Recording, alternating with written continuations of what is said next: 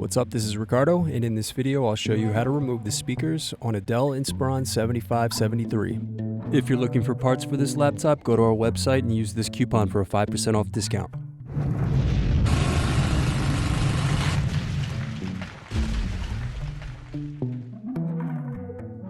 First, remove bottom base screws.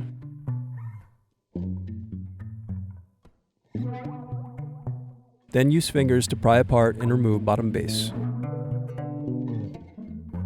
Now unscrew and disconnect battery. Now disconnect and remove speakers.